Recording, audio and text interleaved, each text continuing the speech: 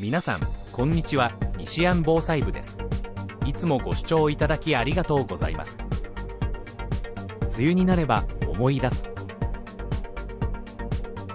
このチャンネルでは三峡ダムの最新情報と中国を念頭に気になるニュースを詳しく解説しています。短い動画ではありますが、お付き合いのほどよろしくお願いします。5月18日、地上波では全く伝えられない三峡ダムの現況です。長江水利委員会によると、深夜0時の時点でダムの水位は160メートル57でした。おとといと比べると46センチの低下。前回に続きハイペースを維持したままと言いたいところですが、直近で大ブレーキがかかっています。なぜそんなことになっているのか、後ほどみっちり解説します。ダムの貯水側から見ると、水位はこの辺りではないかと思われます。昨日の朝9時の時点、上流の観測所の流入量は毎秒1万2100立方メートルで、三峡ダムの流入量は毎秒1万4500立方メートル。差分については毎秒2400立方メートル。おとといと比べて上流の寸丹観測所はプラスの6080、三峡ダムもプラス4770。上流の観測所は2日前から倍増となっています。最上流の金沙港にある巨大4連ダムのうち、高架波ダムの放流量はおとといの朝8時の時点で毎秒2330立方メートル。前回よりも放流する量を減らしているようです。一方、深夜0時、三峡ダムの放流量は毎秒1万5200立方メートル。単純に割り算すると 49% の発電状況で16基前後の発電用タービンが稼働しているのではないかと推測されます。おとといと比べるとほぼ変わらずです。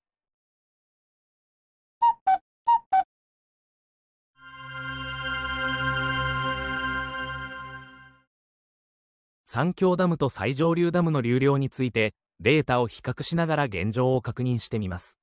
こちらは2月からおとといまでの流量になり、交通運輸部発表データをもとにグラフを作成。上が三峡ダム、下が高架波ダムです。まずは上流にある高架波ダムの方から。青のラインの放流量は先ほども触れた通り若干絞っています。今後の操作を見てみないと何とも言えないものの、下流にある三峡ダムでは増水傾向にあるため、これを考慮して減らしているのかもしれません。水色のラインの流入量はいつも通り放流量に連動して推移しています。あと、視聴者さんからコメントをいただいたのですが、上流の4連ダムは現在 100% の発電をするほどの容量はあるのかという件について。過去を調べてみると、2020年に高架波ダムではマックスで毎秒1万7000立方メートルあたりを放流していた実績がありました。このため、ここ数ヶ月の放流状況というのは2割前後で運用されているということになりそうです。もっとも今はまだ洪水シーズン前ですから、これが通常運転なのかもしれません。話を戻して次は三峡ダムの状況について。ご覧の通り、オレンジのラインの流入量は増加傾向。ここ数回の動画の中で、いずれ増水するでしょうと言い続けてきましたが、ようやく動きがあった模様。昨日の朝のデータを載せるとこのようになり、爆増しています。一方、グレーのラインの放流量はほとんど変わらず。このため、放流量と流入量のギャップは縮まり、こうなってくると、これまで順調に下げてきたダムの水位に少なからず影響してくるでしょう。ちなみに、昨日の夜9時、そして今朝9時の最新情報をプロットすると、このようになっているということだけお伝えしておきたいと思います。Nishi Yang Channel。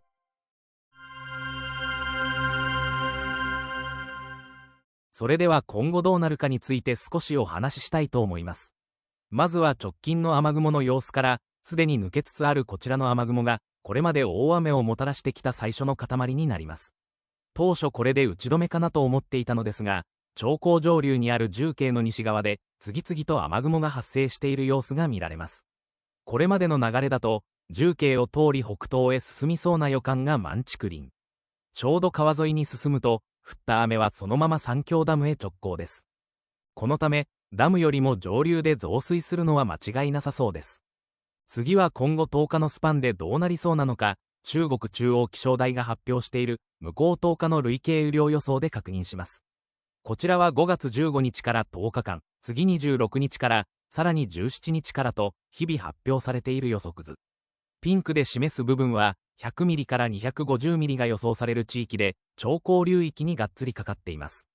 範囲の広がりは縮小されるものの、一つ言えることは、27日までに相当の雨が予想されるということ。欧米の気象機関ではなく、あちらの公式機関が発表しているものなので、精度はちょっと疑問符がつきますが、おそらく予想通りになるんでしょう。ここまで見てきたように、直近そして今後の予想データから判断すれば、そんなに明るい未来ではないということになりそうです。なお、流入量の爆増後、人々が寝静まった夜中の2時になって、放流量を毎秒18,300立方メートルまで引き上げ、今朝まで継続しています。直近のダムの水位の変化について詳しく見てみましょう。5月25日までに155メートルまで水位を下げるという仮の目標が今年は発表されている件は先日お伝えしたところです。5月12日あたりから急激に下げていくよと、あちらの官製メディアが報じた後、順調に水位を調整してきました。前回の動画ではここまでで、その後16日もみるみる水位は低下。中国共産党の正しい指導のもと、何の問題もなく計画通り、予定通りに目標に向けてことは進みます。ところがです、昨日になると、いきなり水位低下のペースがダウンします。なんということか。一体何が起こったのでしょう。という茶番はここまでにして、先ほどお示ししたように、三峡ダムへの流入量が爆増したため、放流量との差が一気に縮まったから、ということになります。もちろんこれは当チャンネルでは予想したこと。大雨になると言い続け、その後の増水は素人の私でもわかる未来ですから、あちらの当局も織り込み済みでしょう。共産党のすることに間違いなどありません。きっと放流量をさらにアップするなどして、奇跡的に155メートルまで到達することは約束されています。これから起きるミラクルを見れると思うと、朝も眠れません。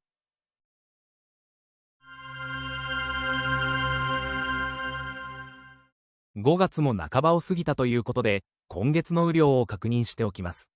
ダム周辺における累計雨量は、昨日の時点で112ミリ。実は14日まで33ミリと、かなり少ない状態だったわけですが、ここ数日で一気に雨が降ったことになります。これまでを振り返ってみると、最初は少雨が続き、いつもよりも少なめの累計雨量でスタートしましたが、3月は一転、平年を大きく上回ることとなりました。4月はいつも通り、5月はあと10日以上ありますからさらに増える可能性があります。最新の情報によると、三峡ダムと東堤湖の間にある慶州区では、24時間雨量が267ミリという猛烈な雨を観測しています。1ヶ月の2倍以上の雨が1日で降ったことに。ここだけでなく、湖北省の各地で同じような雨量が観測されていることから、おそらくすでに洪水が発生しているのではないかと推測しています。今後しばらくしてから東堤湖は満水になるでしょう。長江水利委員会の長期予報によると、6月から8月にかけて、三峡ダムのある長江の中ほどでは、いつもの年よりも雨が少ないという予想が出ています。その一方で、ダム上流の下陵江、民江や蛇江、そして最上流の金沙江では、雨は多いと見ている模様。長江は名前の通り、6000キロ以上と長い川のため、天候については一言にこうだと言い切れないところもありますが、果たして今年の夏はどうなるのか。本格的な洪水シーズンまであと10日余りとなりました。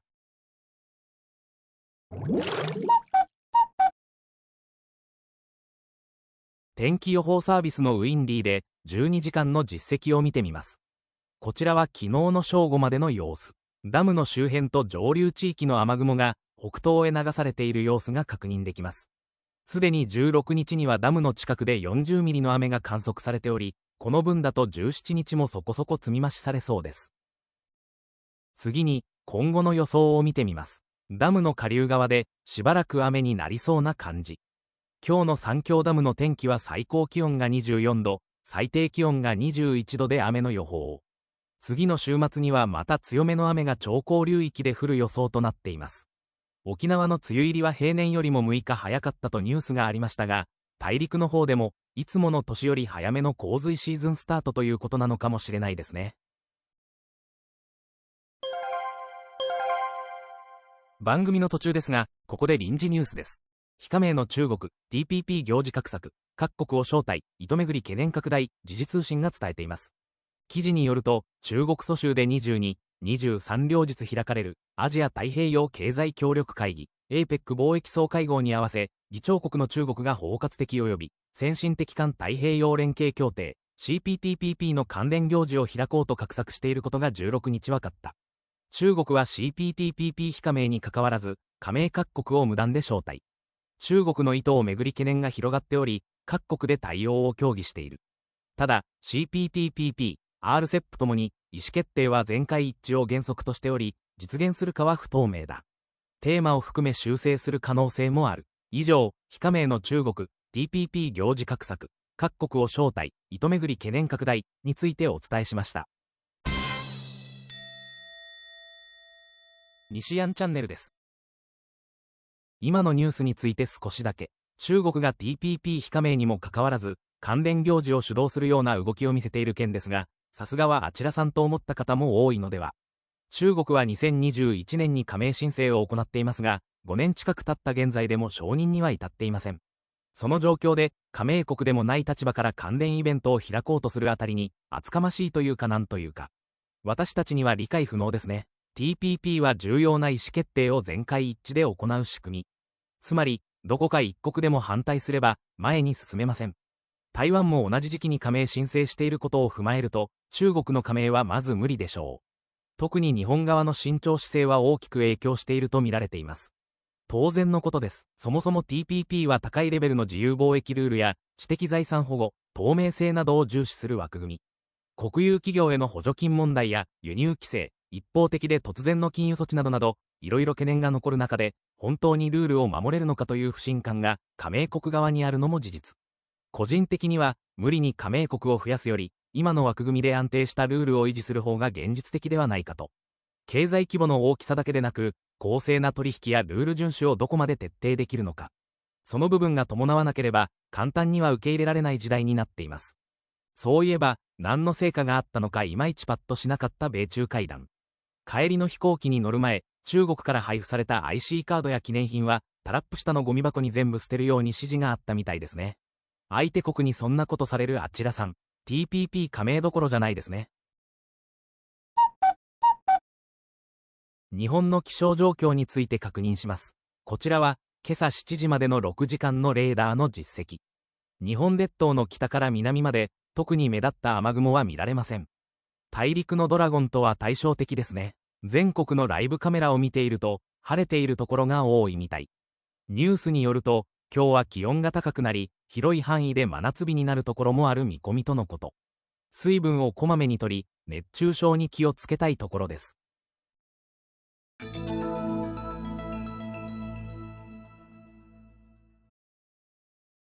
ここまでご視聴いただき、ありがとうございます。この動画が良かったと思われましたら、グッドボタンを。もう一つやなと思われましたら、バッドボタンをお願いします。YouTube の仕組み的に、グッドでもバッドでもアクションがあるのが良しとされるようです。お手数ではありますが、どちらでも結構ですので、一手間いただけると幸いです。引き続き、最新情報をお伝えしていきますので、チャンネル登録もよろしくお願いします。